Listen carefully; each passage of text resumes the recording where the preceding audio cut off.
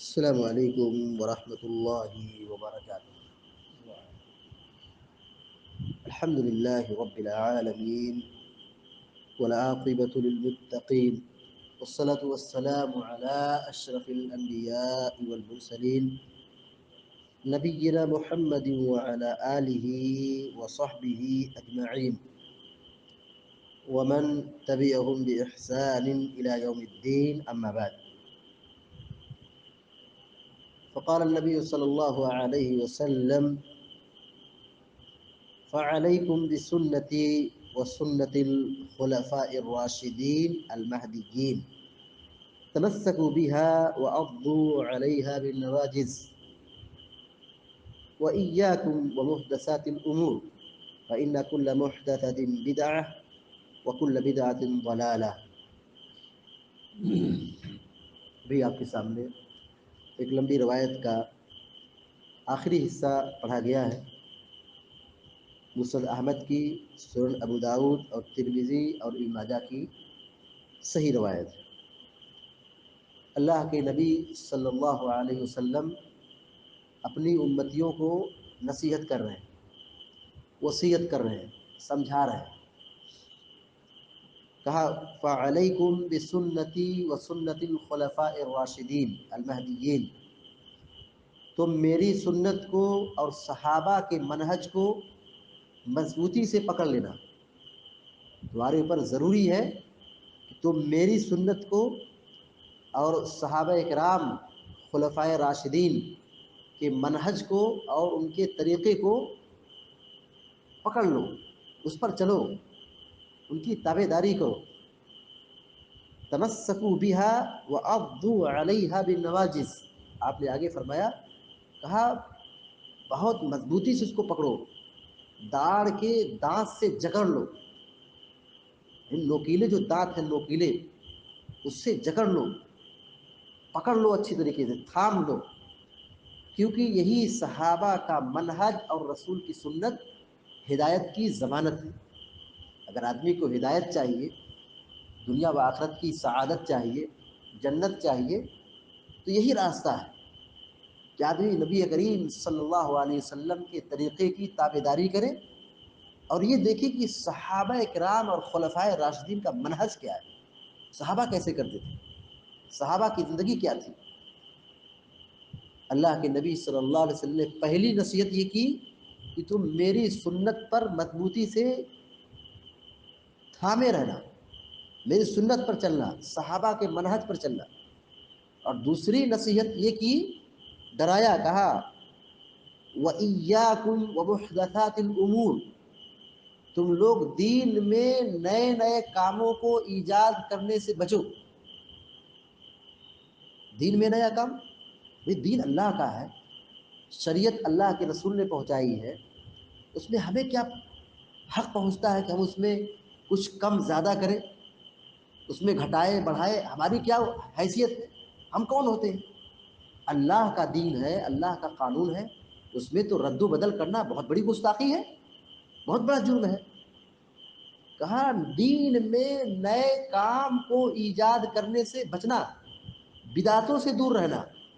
فَإِنَّ كُلَّ مُحْدَثَةٍ بِدْعَةٍ، اس لیے کہ دین میں ہر نئی چیز گمراہی، دین میں ہر نئی چیز یہ کیا ہے؟ تباہی کا ذریعہ ہے۔ دین میں ہر نئی چیز بدعت ہے، دین میں ہر نئی چیز ایجاد کرنا اس کو کیا کہیں گے؟ بدعت کہیں گے۔ یعنی جو کام رسول اللہ نے نہیں کیا، صحابہ نے نہیں کیا، ابوبکر و عمر، عثمان و علی رضی اللہ تعالی عنہم اجمعین نے نہیں کیا، ہم وہ کام کریں، ہم دین میں اضافہ کر رہے ہیں، دین میں بدعت ایجاد کر رہے ہیں، اسے منع کیا گیا ہے۔ اس لیے کہ بدعت کا انجام بہت ہی خطرناک ہے۔ اللہ کے نبی صلی اللہ علیہ وسلم فرماتے ہیں وَكُلَّ بِدْعَةٍ ضَلَالَةٍ، اس لیے کہ ہر بدعت گمراہی ہے، اور دوسری روایت میں آپ نے فرمایا کہ ہر گمراہی جہنم میں لے جانے والی ہے۔ بدعت پر چلیں گے تو نیکیاں برباد ہوں گی، عبادت قبول نہیں ہوگی، اور پھر آخرت میں جہنم میں ڈھکیل دیا جائے گا۔ اور اگر جنت چاہتے ہیں، ہدایت چاہتے ہیں، تو ایک ہی راستہ ہے۔ اللہ کے نبی علیہ الصلوۃ والسلام نے فرمایا من اطاعنی دخل الجنہ، کہ جو میری بات مانے گا، میری اطاعت و تابعداری کرے گا، میرے سنت پر چلے گا، وہ آدمی جنت میں داخل ہوگا، اور جو میری نافرمانی کرے، دین میں نئی نئی چیز ایجاد کرے، وہ تباہی کی طرف ہے، ہلاکت کی طرف ہے۔ جو آدمی دین میں کسی نئی چیز کو ایجاد کرتا ہے، یہ کتنا بڑا الزام ہے، کوئی معمولی چیز نہیں ہے۔ ہم اگر اپنے معاملات میں، اپنے امور میں اگر ہماری طرف سے کوئی ایسی بات کہتے جو ہم نے نہیں کہا ہے تو ہمیں کتنی تکلیف ہوتی ہے۔ لین دین میں اگر آدمی ادھر سے ادھر اضافہ کرے، گھٹائے بڑھائے، تو آدمی ٹینشن میں آ جاتا ہے اور مار پیٹ تیار ہو جاتا ہے۔ تو اللہ کے دین میں اگر کوئی اضافہ کرے تو اس کا کیا انجام ہے، کتنا خطرناک گناہ ہے۔ اس حقیقت کو سمجھیے۔ حضرت امام مالک رحمہ اللہ کہتے ہیں کہ جو دین میں نئی چیز ایجاد کرے اور اسے اچھا سمجھے تو گویا کہ اس نے اللہ کے نبی صلی اللہ علیہ وسلم پر الزام لگایا کہ رسول نے وہ بات چھپا دی، رسول نے وہ بات نہیں پہنچائی جس کو میں کر رہا ہوں، جس کو میں عمل میں لا رہا ہوں۔ تو یہ خیانت، یہ رسول اللہ صلی اللہ علیہ وسلم کی رسالت میں خیانت کرنا، الزام لگانا ہے۔ رسول اللہ صلی اللہ علیہ وسلم نے ہر خیر کی بات کی تعلیم دی ہے اور ہر شر سے امت کو ڈرایا ہے۔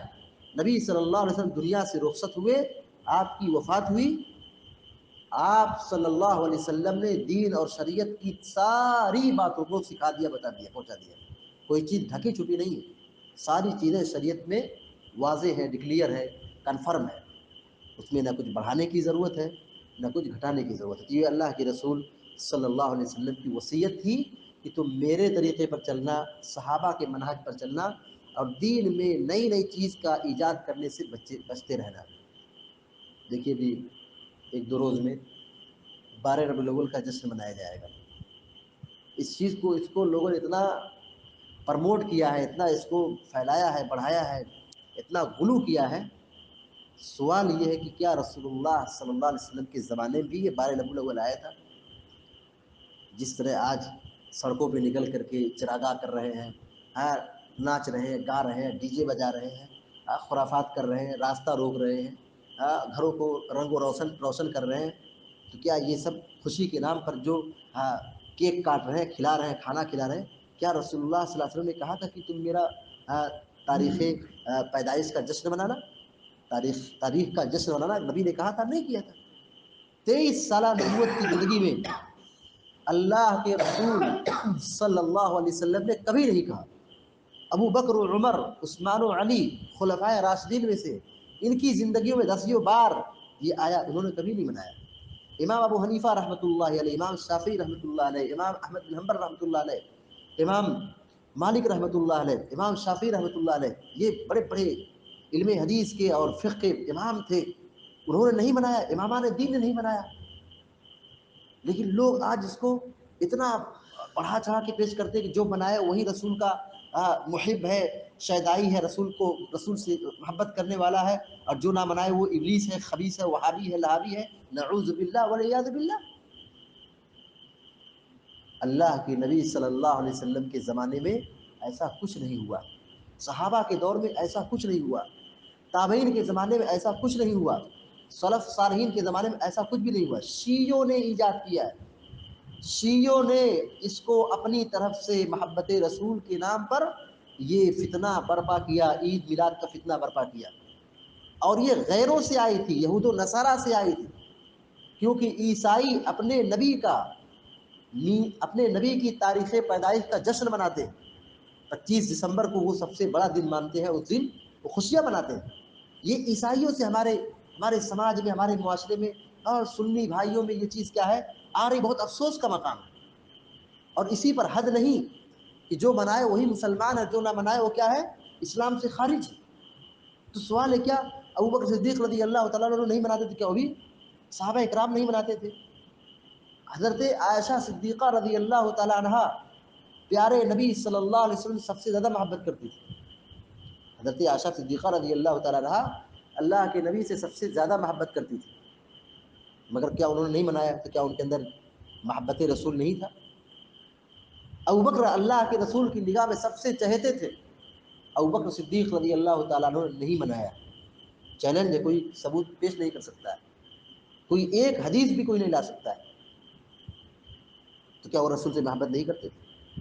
تو لہذا ہم سب کی یہ ذمہ داری بنتی ہے کہ ہم اللہ کے رسول صلی اللہ علیہ وسلم کی اگر نصیحتوں پر اور آپ کی وصیتوں پر غور کریں گے کہ اللہ کے رسول صلی اللہ علیہ وسلم نے یہ نصیحت کی ہم کو کہ تم دین میں نئی چیز کا ایجاد کرنے سے بچنا اور میری سنت پر جم جانا، سنت پر جم جاؤ گے کامیابی ملے گی، بدعات سے بچو گے، سنت چھوڑو گے شیطان تم کو سنت کے چھوڑنے کی وجہ سے بدعات کے فتنے مبتلا کر دے گا۔ اور آج یہی مسئلہ ہے، اگر لوگوں کے سامنے سنت پیش کی جائے، نبی صلی اللہ علیہ وسلم کی حدیث پیش کی جائے تو نبی کے نام سن کر کے گھوم جاتے ہیں، نبی کی حدیث سن کر کے لوگ کیا کرتے ہیں؟ بدک جاتے ہیں، ناراض ہو جاتے ہیں، غصہ ہو جاتے ہیں، منہ پھیر لیتے ہیں۔